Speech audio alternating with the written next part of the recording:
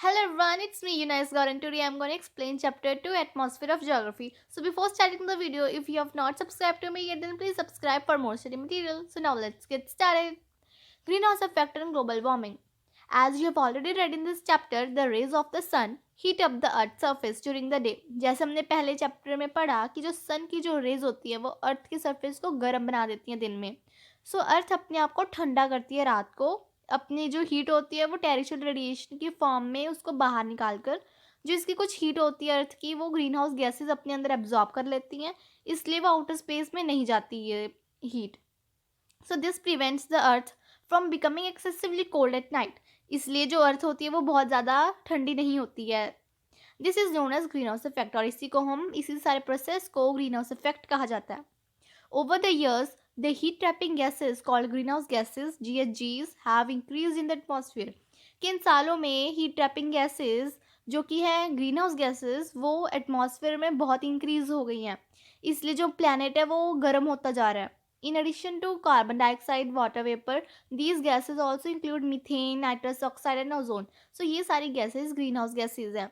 There are also some human-made greenhouse gases such as chlorofluorocarbons, CFCs, and halogens, which destroy the ozone layer and are called ozone-depleting substances. So apart from this, human-made greenhouse gases भी हैं जैसे chlorofluorocarbons और Helens कि जो ये सारी substances हैं ना वो ओजोन लेयर को डिस्ट्रॉय करती है और इन सब्सटेंसेस को हम कहते हैं ozone depleting substances. So high concentration of these gases in the Earth's atmosphere has resulted in it being warmed up to a great extent.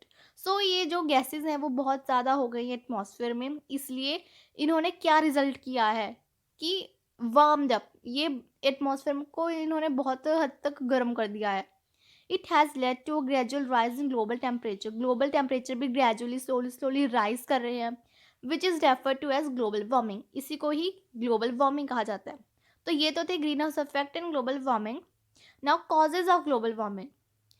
So certain human activities have contributed to global warming कि कुछ human activities ने cause किया है global warming को. इन सब के बारे में हम अभी पढ़ेंगे. First cause is burning of fossil fuel. Amongst all the green house gases the significant contributor to the warming is carbon dioxide.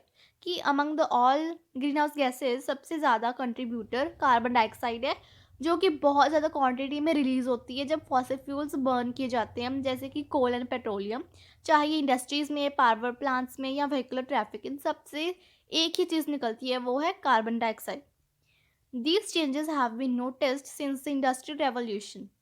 ये सारी चेंजेस इंडस्ट्रियल रेवोल्यूशन में सिंस द इंडस्ट्रियल रेवोल्यूशन मतलब इंडस्ट्रियल रेवोल्यूशन में ये सारे changes notice किए गए थे जब coal as a source of energy start हुई थी यूज़ होनी एंड उसके बाद में पेट्रोलियम यूज़ होने लगी थी. The table given on this page shows the sources of the major green house gases. ये राइट साइड में ये source of green house gases दे रखे हैं. So now second cause is harmful emission from industries and vehicles. कि जो industries और vehicles में भी जो harmful emission harmful gases release होती है वो भी है एक cause. Industries not only burn fossil fuel but also emit harmful gases. कि इंडस्ट्रीज सिर्फ फॉसिल फ्यूल्स को ही नहीं बर्न करती बल्कि हार्मफुल गैसेज को भी रिलीज करती है जैसे oxides of nitrogen sulphur and methane जो कि एयर को पल्यूट करते हैं. Rapid urbanization and industrialization have increased industrial and vehicular pollution significantly. कि जैसे जैसे अर्बनाइजेशन इंडस्ट्रियलाइजेशन ये सब कुछ बढ़ रहा है वैसे इंडस्ट्रियल और vehicular pollution भी इंक्रीज होता जा रहा है. Third cause is deforestation and mining. Due to rapid growth of population, large areas under forest cover are being cleared to give way to settlements, agriculture, mining activities or industries. सो जैसे जैसे population grow होती जा रही है वैसे वैसे large areas भी forest cover के अंडर वो सारे क्लियर करते जा रहे हैं क्योंकि सेटलमेंट्स बनाने के लिए एग्रीकल्चर माइनिंग एक्टिविटीज़ के लिए और इंडस्ट्रीज़ के लिए इन सब के लिए फॉरेस्ट कवर को क्लियर करते जा रहे हैं. Forest are a major carbon sink and in their presence in their absence the carbon dioxide level in the atmosphere increases. So forest जो है वो कार्बन सिंक मेजर सोर्स है कार्बन सिंक का कि फॉरेस्ट कार्बन डाइऑक्साइड को absorb करते हैं. सो इसलिए और जब वो होंगे ही नहीं उनकी एब्सेंस में कार्बन डाइऑक्साइड का जो लेवल होगा एटमॉस्फेयर में वो बहुत इंक्रीज हो जाएगा which traps heat in the atmosphere leading to global warming. इसलिए जब कार्बन डाइऑक्साइड का एटमॉस्फेयर में लेवल इंक्रीज हो जाएगा, तब ग्लोबल वार्मिंग होगी. Now fourth cause is excessive rearing of farm animals. Keeping a large number of farm animals such as goats, sheep, buffaloes and so on also contributes to global warming. Now, अगर हम ज़्यादा farm animals रखेंगे जैसे gots, sheep, buffaloes and so on, ऐसे बहुत सारे रखेंगे, सो ये भी कंट्रीब्यूट करते हैं ग्लोबल वार्मिंग में. अब नाउ कैसे? When farm animals digest their food, जब फार्म एनिमल्स अपना फूड डाइजेस्ट करते हैं, methane is produced in their stomach. Methane उनके स्टमक में प्रोड्यूस होती है जो कि एटमॉस्फेयर में रिलीज होती है through their dung. By removing large sections of forest to expand farmland, कि जब फॉरेस्ट को अगर हम कट करेंगे लार्ज सेक्शंस में टू एक्सपैंड फार्मलैंड को इंक्रीज करने में, और रेजिंग फार्म एनिमल्स इंस्टेड, कि हमें फार्म एनिमल्स को पालने की जगह हमें human kind further disturbs the delicate balance in nature. कि जब हम फार्म एनिमल्स को पालते हैं, बहुत ज़्यादा फार्म एनिमल्स को पालते हैं, फार्म लैंड इंक्रीज करते जा रहे हैं, फॉरेस्ट कवर को क्लियर करते, तो ये सब कुछ डेलिकेट जो बैलेंस है नेचर का वो सब डिस्टर्ब कर देते हैं by increasing the amount of methane in the atmosphere. क्योंकि एटमॉस्फेयर में मीथेन का जो लेवल है वो इंक्रीज होता जाता है, इसलिए ये भी है एक कॉज ग्लोबल वार्मिंग का. Now, fifth cause is fertilizers. Artificial nitrogen is frequently used as a fertilizer for crops. जो artificial nitrogen है वो भी frequently use होती जा रही है as a fertilizer for crops. Some of this nitrogen is released into the atmosphere. कि इसकी जो कुछ nitrogen है वो atmosphere में release होती है as nitrogen oxide. Thus, fertilizing the crops with artificial nitrogen increases the levels of nitrogen oxide in the air. So, अगर हम क्रॉप्स के लिए आर्टिफिशियल नाइट्रोजन यूज़ करेंगे तो क्या होगा, लेवल जो नाइट्रोजन ऑक्साइड का जो लेवल है एटमॉस्फेयर में वो इंक्रीज हो जाएगा. फिर भी ग्लोबल वार्मिंग का ये कॉज है. सो ये 5 इफेक्ट्स थे ग्लोबल वार्मिंग के, ये सारे कॉजेज थे ह्यूमन एक्टिविटीज़ के. Now impact of global warming, कि इसका हमारे पे अभी क्या इम्पैक्ट है ग्लोबल वार्मिंग का. The destructive impact of global warming is observed in various phase of life and the environment. कि जो डिस्ट्रक्टिव, जो इसका ग्लोबल वार्मिंग का भयानक इम्पैक्ट है हमारे पे, वो बहुत सारे स्फीयर्स, लाइफ के स्फीयर्स में, मतलब बहुत सारे मोमेंट्स पे हमारे पड़ते हैं इफेक्ट. और इन्वायरमेंट में, ये सिर्फ हमारे लिए नहीं, ये इन्वायरमेंट के लिए भी बहुत डेंजरस है. कुछ पॉइंट्स दे रखे हैं हमें, जैसे फर्स्ट है high temperatures led to higher evaporation rate and drying up of the soil and surface water. So जैसे हाई टेम्परेचर होता जाएगा, टेम्परेचर जैसे इंक्रीज होता जाएगा, वैसे इवेपोरेशन भी बढ़ती जाएगी, इसलिए जो सॉइल है वो सूख जाएगा और सरफेस वाटर भी सूख जाएगा. दिस अफेक्ट्स क्रॉप प्रोडक्शन, इसलिए क्रॉप प्रोडक्शन के लिए भी ये बहुत अफेक्ट करते हैं. द अकरेंस ऑफ ड्रॉट्स, कि जो गड्ढे बनते हैं वो भी बहुत ज़्यादा सीरियस प्रॉब्लम बनती जा रही है. Second causes second impact is the heat waves in summer months led to a greater number of deaths. कि जो हीट वेव्स है समर मंथ्स में वो बहुत सारी डेथ्स का रूप लेती जा रही है ड्यू टू हीट स्ट्रोक्स. की समर मंथ्स में बहुत ज़्यादा गर्म हवा चलती है, तो उससे कई लोगों की डेथ हो जाती है. They also cause the spread of vector borne diseases. Vector borne diseases भी स्प्रेड होती है इससे. वेक्टर बॉर्न डिसीज मीन्स कुछ ऑर्गेनिज्म जो ये डिसीजेज स्प्रेड करते हैं, जैसे सैनिफ्लाइज, टिक्स, मॉस्किटोज, इन सब ऑर्गेनिज्म की वजह से जो डिसीजेज स्प्रेड होती है that are called vector borne diseases. Such as malaria and dengue, जो कि मॉस्किटो की वजह से फैलता है, as well as water borne diseases such as cholera and typhoid. Now second impact is forest fires become more frequent. Forest fire भी बहुत ज़्यादा फ्रीक्वेंट होती जा रही है. Next is tropical cyclones and hurricanes become a common occurrence as rainfall patterns change. कि जो tropical cyclones भी आते जा रहे हैं, हरिकेन्स, तूफान वगैरह आ रहे हैं, वो कॉमन होते जा रहे हैं जैसे जैसे रेनफॉल पैटर्न चेंज होता जा रहा है. Next is melting of glaciers takes place affecting both permanent ice sheets in the Arctic and Antarctic regions. कि जो ग्लेशियर्स मेल्ट होते जा रहे हैं वो अफेक्ट करते हैं परमानेंट आइस शीट्स को, आर्कटिक में भी और अंटार्कटिक रीजन्स, इन दोनों में ये अफेक्ट करते हैं. As well as the snow capped mountains, ये सारे मेल्ट होते जा रहे हैं. So this increases the volume of water in oceans and may also result in flooding along river banks. So जब स्नो मेल्ट होती है तो उसमें से वाटर ही निकलता है ना. सो जैसे जैसे ये जितना भी ये सारा कुछ मेल्ट होता जाएगा, वो वाटर की जो वॉल्यूम है वो बढ़ती जाएगी, इंक्रीज होती जाएगी. सो ओशंस में ये वाटर का लेवल इंक्रीज होता जा रहा है, तो ये सुनामी भी ले सकते हैं। सो मतलब वो फ्लड भी आ सकता है अगर ऐसे ही वाटर का लेवल इंक्रीज होता रहा ओशंस में। And next is due to increase in sea surface temperature, sea levels rise in coastal areas and cause submergence of several islands। कि जो सी सरफेस का टेम्परेचर है वो भी इंक्रीज होता जा रहा है कोस्टल एरियाज में, और ये क्या रिजल्ट कर सकता है कि कुछ जो आइलैंड्स है, सेवरल आइलैंड्स, वो एक दूसरे में मर्ज हो सकते हैं। This leads to ecological and cultural loss, इसका बहुत लॉस हो सकता है। And also gives rise to the problem of climate refugees, climate refugee की प्रॉब्लम भी आ सकती है इससे। क्लाइमेट रिफ्यूजी प्रॉब्लम मतलब कि जो उस प्लेस पे जहाँ पे रह रहे हैं पॉपुलेशन, वो फिर वो हो जाएंगे, वो रह नहीं पाएंगे, तो उनके लिए रहने के लायक वो प्लेस बचेगी ही, सो वो लैंडलेस हो जाएंगे। So that is climate refugee. Due to rise in ocean temperature coral reefs are destroyed, कि जैसे ओशन टेम्परेचर इंक्रीज होता जाता है वैसे कोरल रीव्स डिस्ट्रॉय होते जा रहे हैं। कोरल रीव्स मतलब जो पानी के अंदर जो प्लांट्स है वो डिस्ट्रॉय होते जा रहे हैं। This greatly affects the marine ecosystems, इसलिए ये मराइन इकोसिस्टम को भी अफेक्ट करता जा रहा है, पानी का जो इकोसिस्टम है।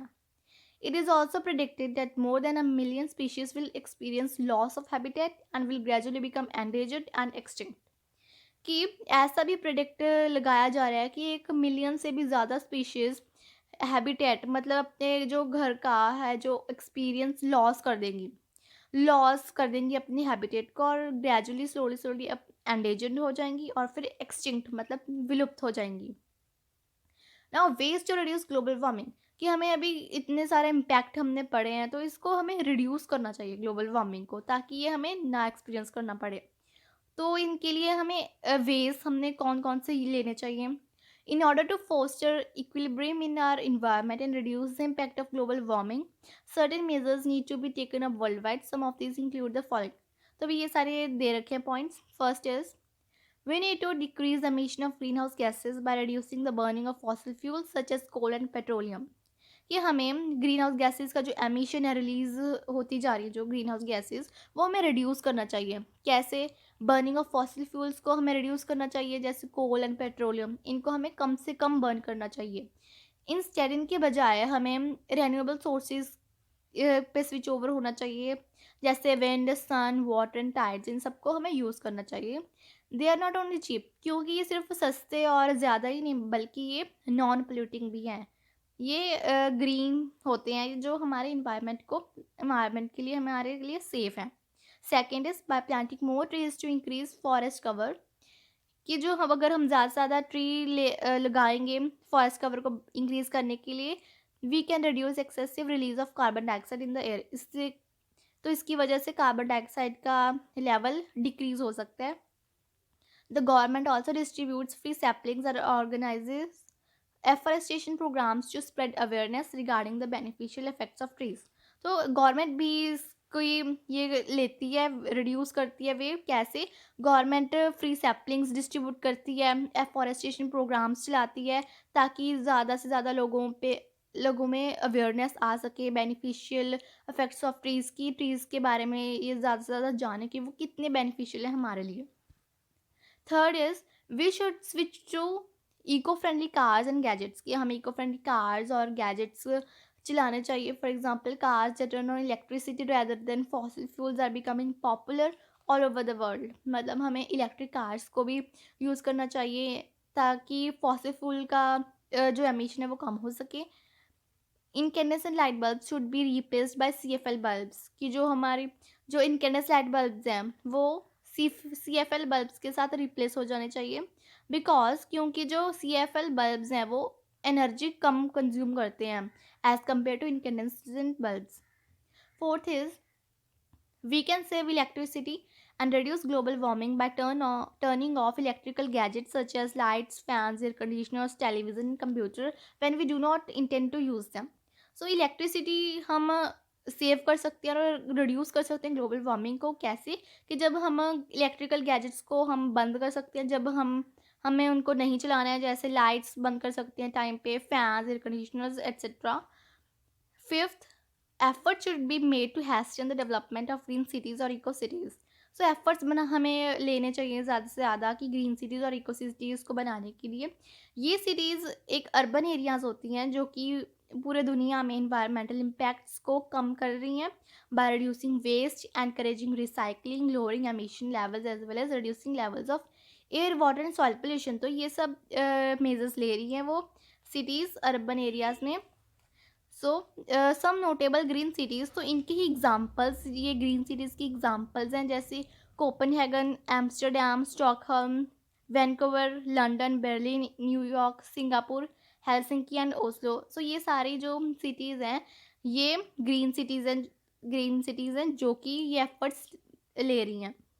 So now sixth is, by following the 3 R's, reduce, recycle and reuse strategy, we can use natural resources for our growth as well as save them for the need of the future generations. So अभी 3 R's policy की वजह से हम अपने आप को मतलब अपनी ग्रोथ को अपनी जो नेचुरल रिसोर्सेज की ग्रोथ को हम इंक्रीज कर सकते हैं और अपनी जो फ्यूचर जनरेशन्स के लिए सेव कर सकते हैं। और ये 3 R's पॉलिसी है, reduce, recycle and reuse. This is called sustainable development, इसको सस्टेनेबल डेवलपमेंट कहा जाता है। First is we must reduce the use of natural resources so that they do not get depleted. First R है जो इसका, वो है रिड्यूस। तो इसका क्या मतलब है कि जो नेचुरल रिसोर्सेज का यूज़ है हमें कम से कम करना चाहिए ताकि ये डिप्लीट मतलब ख़त्म ना हो सके। Second is we must reuse resources instead of throwing them away after is use, कि हमें सेकेंड आर का मतलब है रीयूज, जो कि हमें ज़्यादा से ज़्यादा चीज़ें फेंकनी नहीं चाहिए, हमें ज़्यादा से ज़्यादा यूज़ करनी चाहिए। Reuse conserves new resources and prevents old resources from entering the waste stream. So हमें रीयूज़ करनी चाहिए चीज़ें और new resources and prevent old resources from entering the waste stream, कि हमें प्रिवेंट करना चाहिए कि जो ओल्ड रिसोर्सेज हैं, ओल्ड चीज़ें हैं, वो वेस्ट स्ट्रीम में ना जाएं। Third is we must recycle, अभी तीसरा आर है रिसाइकल का, और convert waste materials into new products. ये रिसाइकल क्या कहता है कि जो पुरानी वेस्ट चीज़ें हैं उनको हम न्यू प्रोडक्ट्स में हम चेंज करना चाहिए, changing them from their original form by physical and chemical processes. In this way not only is waste reduced but resources are also conserved, कि इससे सिर्फ वेस्ट ही नहीं रिड्यूस होता रिसाइकल करने से, बल्कि जो रिसोर्सेज है वो भी कंजर्व्ड हो जाती हैं, मतलब वो भी सेफ हो जाती हैं। The ozone layer and its importance, another major environmental concern is the depletion of the ozone layer in the stratosphere, कि अभी ओजोन लेयर, अभी हम पढ़ेंगे ओजोन लेयर और उसकी इम्पोर्टेंस की कितनी इम्पॉर्टेंट है। So another major environmental concern, कि जो अगला मेजर इन्वायरमेंटल का जो है कंसर्न वो है ओजोन लेयर का डिप्लीट होना स्ट्रेटोस्फेयर में। सो ओजोन है जो जिसका फॉर्मूला O3 है, is a heat trapping gas, वो हीट को ट्रैप करती है।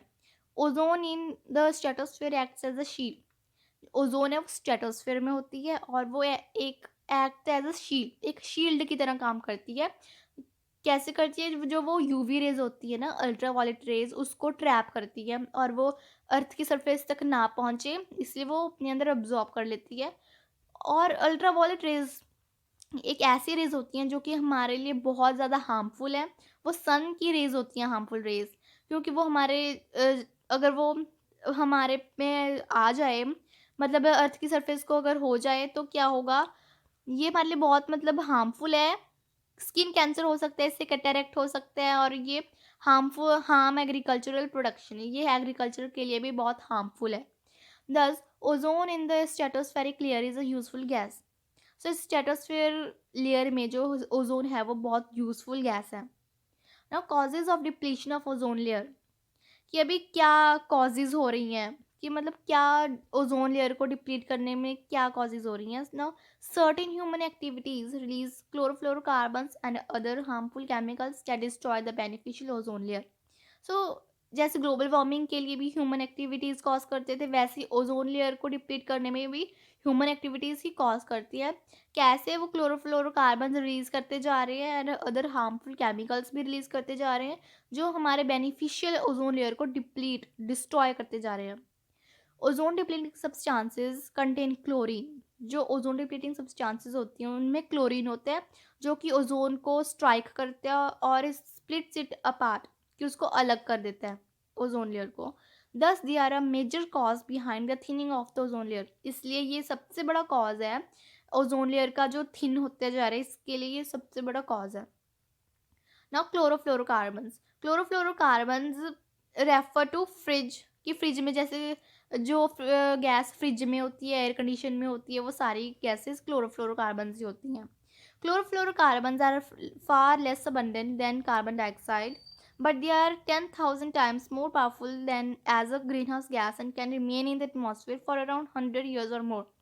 सो क्लोरोफ्लोरोकार्बन्स कम है कार्बन डाइऑक्साइड से, लेकिन वो 10,000 टाइम्स मोर पावरफुल है ग्रीन हाउस गैसेस से। और वो क्लोरोफ्लोरोकार्बन गैस जो है वो एटमॉस्फेयर में 100 साल से भी ज़्यादा तक रह सकती है। These ozone depleting substances are released due to disposal of junk refrigerators, air conditioners and other electronic gadgets. Now जो ये ODS है, ओजोन डिप्लीटिंग सब्सटेंसेस, वो एटमॉस्फेयर में रिलीज होते हैं कैसे? जंक रेफ्रिजरेटर, जो ख़राब फ्रिज है, एयर कंडीशनर और अदर बाकी जो भी इलेक्ट्रॉनिक गैजेट्स हैं, इन सब में से CFC निकलती है, क्लोरोफ्लोरोकार्बन। तो ये एटमॉस्फेयर में जाके बहुत हार्म पहुंचाती है ओजोन गैस को। Release of aerosols from spray cans, fire extinguishers, jet aircraft, and solvent cleaners also contributes towards a generation of ODS. Now जो aerosols स्प्रे कैन से निकलते हैं, फायर एक्सटिंग्विशर से, jet aircraft and solvent cleaners, इन सब से जो aerosols gases निकलती हैं, वो भी जनरेशन ऑफ ODS, वो भी एक ओजोन डिप्लीटिंग सब्सटेंसेस का ही काम करती हैं। Volcanic eruptions also contribute to ozone depletion. जो वॉल्केनोज इरप्ट होते हैं, वो भी ओजोन लेयर को हार्म पहुंचाते हैं। Now although the process has been taking place for several years, वैसे तो ये जो प्रोसेस है वो बहुत ज़्यादा सालों से चलता आ रहा है। The ozone layer was repairing itself naturally, इसलिए ओजोन लेयर अपने आप को ही रिपेयर करती थी। With the marked increase in the emission of chlorofluorocarbons, the ozone hole above Antarctica and some other places of the earth is becoming a permanent feature. कि जैसे जैसे क्लोरोफ्लोरोकार्बन्स एटमॉस्फेयर में ज़्यादा इंक्रीज होती जा रही हैं, तो एक ओजोन होल बन रहा है अंटार्कटिका के ऊपर और सम अदर प्लेसेस अर्थ की। और ये परमानेंट फीचर बनता जा रहा है कि जो ये ओजोन होल बन रहा है वो परमानेंट ही रहेगा फिर। Now impact of ozone depletion, कि ओजोन डिप्लीशन जब हो जाएगा उस पर हम पे क्या इम्पैक्ट है। The ozone hole lets in increased amounts of harmful ultraviolet rays and infrared rays that cause skin cancer, cataract in the eyes and also suppress immunity. Now जो ओजोन होल बनता जा रहा है वो क्या करता है, वो फिर यूवी रेज को, अल्ट्रावायलेट रेज को फिर ट्रैप नहीं कर पाता, और अल्ट्रावायलेट रेज और इंफ्रारेड रेज अर्थ तक पहुंच पाती हैं, और ये हमें स्किन कैंसर कॉज करती है, कटरैक्ट करती हैं आइस में, और इम्यूनिटी को भी स्प्रेस मतलब बहुत कम कर देती हैं। These raise adversely affect plants, जो ये रेज हैं वो प्लांट्स में भी बहुत अफेक्ट डालती हैं। This is observe from the stunted growth, तो ये स्टंटेड ग्रोथ मतलब रिड्यूस, कि फिर जो प्लांट्स की जो ग्रोथ है वो भी फिर रिड्यूस होनी शुरू हो जाती है। Next is they can penetrate through water and destroy aquatic plants and animals too, कि जो ये water and destroy aquatic plants की ये क्या कर सकती है, ये वाटर और एक्वेटिक प्लांट्स इन सबको भी डिस्ट्रॉय कर सकती है। Now effort to prevent ozone depletion, कि हमने क्या एफर्ट्स करने चाहिए कि ओजोन डिप्लीशन को हम ना होने दें। First is several countries met in the city of Montreal in Canada on 16 सितंबर 1987 to agree to the Montreal protocol. Now बहुत सारी कंट्रीज़ मॉन्ट्रियल सिटी में मिली थी कनाडा में 16 सितंबर 1987 में, to agree to the Montreal protocol. Montreal protocol को agree करने के लिए ये सारी मीटिंग थी। मॉन्ट्रियल प्रोटोकॉल एक मेजर था रिड्यूस करने के लिए ओजोन डिप्लीशन को। The chief objective was to reach a global agreement to reduce the production of the ozone depleting substances, की जो ये ओजोन डिप्लीटिंग सब्सटेंसेस है इनकी जो प्रोडक्शन है वो कम से कम की जाए। As a result the ozone layer is slowly recovering, इसलिए ये ओजोन लेयर है वो स्लोली रिकवर होने लगी है इसकी वजह से। Second is all over the world 16 सितंबर is celebrated as the world ozone day to bring about awareness about the preservation of the ozone layer. Now पूरी दुनिया में 16 सितंबर को वर्ल्ड ओजोन डे सेलिब्रेट होता है ताकि ज़्यादा से ज़्यादा लोगों में अवेयरनेस आए ओज़ोन लेयर की प्रिज़र्वेशन को लेके, कि ज़्यादा से ज़्यादा इसको कंज़र्व करें। Third is we should purchase products that are labelled ozone friendly और सीएफसी फ्री, कि हमें वो सारी चीज़ें खरीदनी चाहिए जिसमें एक लेबल हो, ओज़ोन फ्रेंडली लिखा हो या सीएफसी फ्री लिखा हो। तो ये सब हम अगर एफर्ट्स हम करेंगे तो हम ओज़ोन डिप्लीशन को रोकेंगे होने से। तो ये था हमारा chapter 2 atmosphere. I hope you understood the chapter and now don't forget to like, share and subscribe. Thank you.